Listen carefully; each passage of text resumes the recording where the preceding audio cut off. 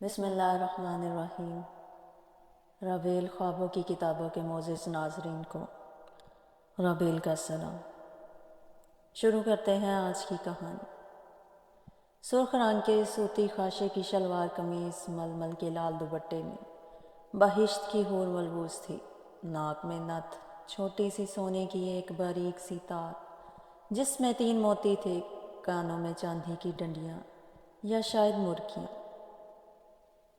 سفید گلے میں سونے کا انعام تویتڑیاں جو چھاتی پر لٹک رہا تھا، سکوں کی شکل کی 3 تویتڑیاں دائیں جانب اور 3 تویتڑیاں بائیں جانب، درمیان میں پان کے پتے جیسا انعام تھا۔ متوسط طبقے میں صرف یہی ایک سونے کا زیور تھا جو دلہن کو ملتا تھا۔ سر کے عین درمیان میں چاندی کی ٹوٹی اوپر کو اٹھی ہوئی۔ بیٹی کو ٹوٹی ڈالنے کی بہت کم لوگوں میں ہمت تھی۔ مینڈھیوں میں پروئے ہوئے چاندی کے پھول، کلائیوں میں چاندی کی 2 چوڑیاں، چوڑیوں سے آگے چاندی کا ایک کڑا، 1 انگلی جتنا چوڑا، کڑے سے آگے پری بند چاندی کا بنا ہوا 2 انگل کے برابر، جس کے ساتھ چھوٹے چھوٹے پتے سے لگے ہوئے جو باں ہلانے پر چھنکتے تھے۔ سفید انگلیوں میں چاندی کی ایک انگوٹھی، گورے پیروں میں چاندی کی پٹریاں 2 انگلاں چوڑائیں۔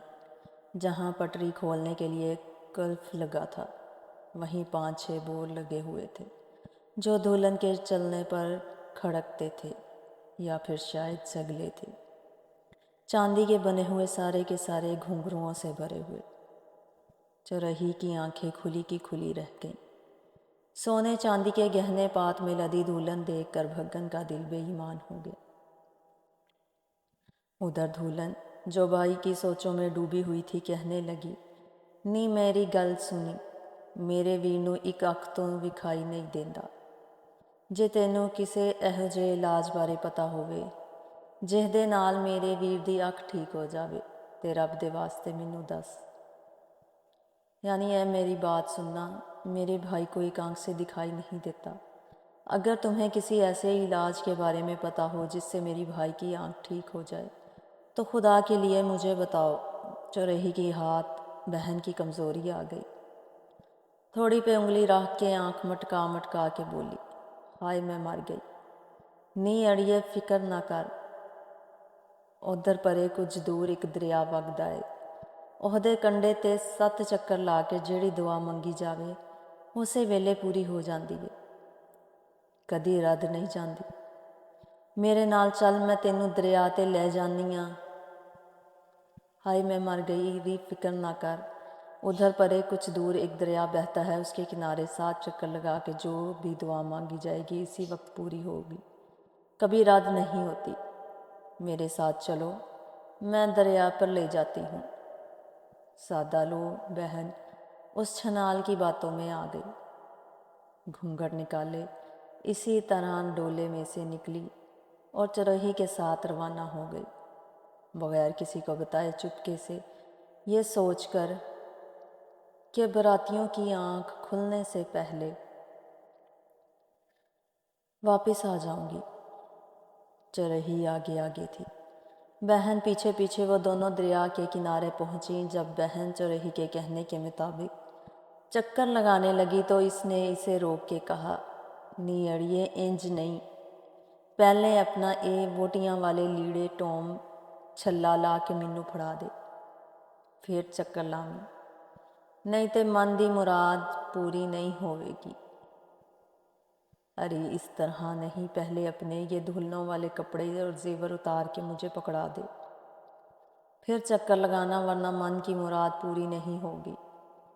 बहन ने उसी वक्त सुर्ख लिबास और सुनहरी गहने उतार के चरही के हवाले कर दिए। दरिया किनारे सद्दफ में से मोती निकला हुआ था। चरही ने अपना पुराना सा दुपट्टा सर से उतारा और हाथ में दे दिया। सफ़ेद बदन वाली लड़की ने जल्दी जल्दी दुपट्टे से घुंघटी बांधी, आंखें बंद की और मुंह ही मुंह में अपने भाई की आंखों की बिनाई के लिए दुआएं मांगती हुई دریا کے کنارے چکر لگانے لگی۔ حگن طاق میں تھی۔ 1 2 3 7ویں چکر پر وہ یک لخت آگے بڑھی اور آن کی آن میں اس نے بہن کو دریا میں دھکا دے دیا۔ پانی میں ایک چھپاکا سا ہوا اور بس۔ چرہی نے دلہن کا اتارا ہوا سرخ لباس، ٹوم، گہنے جلدی جلدی خود پہنے اور بھاگم بھاگ واپس آئی۔ دیکھا سب باراتی اسی طرح سوئے پڑے ہیں۔ وہ چپکے سے ڈولی میں جا کے بیٹھ گئی۔ کسی کو کانوں کان خبر نہ ہوئی مگر بھائی جاگ رہا تھا اور وہ سب کچھ دیکھ رہا تھا۔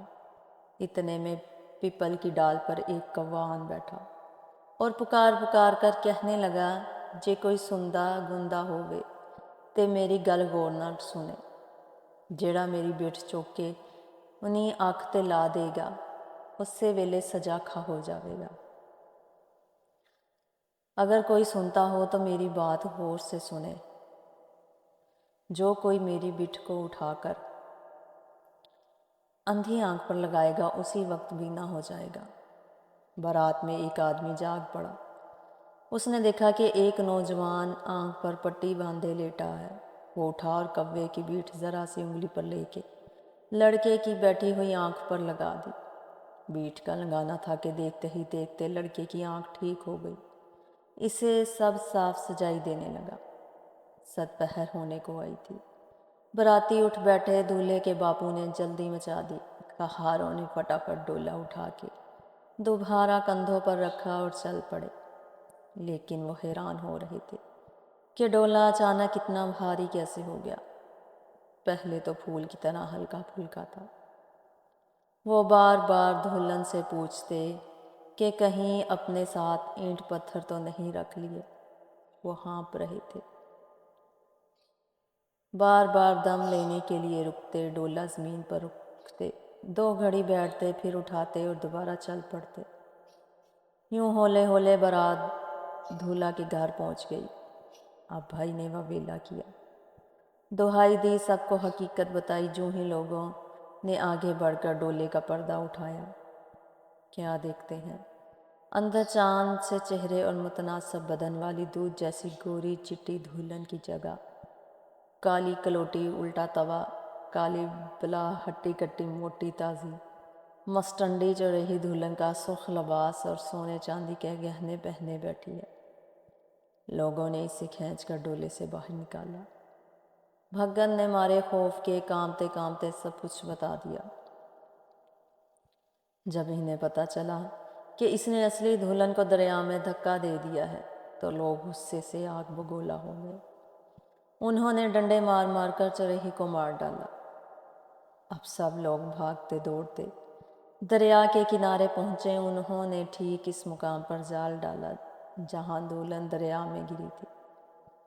ان کے جال میں ایک بہت بڑی مچھلی پھنس گئی۔ انہوں نے مل کر جال کھینچا، مچھلی کو کنارے تک لے آئے۔ جب مچھلی کا پیٹ چاک کیا گیا تو بہن زندہ سلامت باہر نکل آئی۔ کدو کی ایک بیل نے اس کا ننگ ڈھانپنے کے لیے فوراً اس پر اپنے بڑے بڑے پتوں کا سایہ کر دیا۔ لوگ خوشی سے ناچنے لگے۔ اسی وقت ڈولا لایا گیا۔ دلہن سرخ جوڑا اور پیلے گہنے پہنے دوبارہ ڈولے میں جا بیٹھی۔ بھائی بہن کو زندہ سلامت پا کے شاد کام ہوا اور بہن بھائی کو سجا کھا دیکھ کر باغ باغ ہوئی۔ بھائی ہنسی خوشی واپس گھر کو ہوا۔ بہن شرماتی لجاتی اپنے سسرال چلی۔ انہیں ودا کر کے میں بھی اپنے گھر واپس لوٹ آئی۔ اینی میری بات اتوں پئی رات، چھتنا سی کوٹھا چھت لئی سوات۔ میری کہانی اتنی ہی تھی، اوپر سے رات ہو گئی۔ میں نے کوٹھا تعمیر کرنا تھا اور کوٹھری تعمیر کر لی۔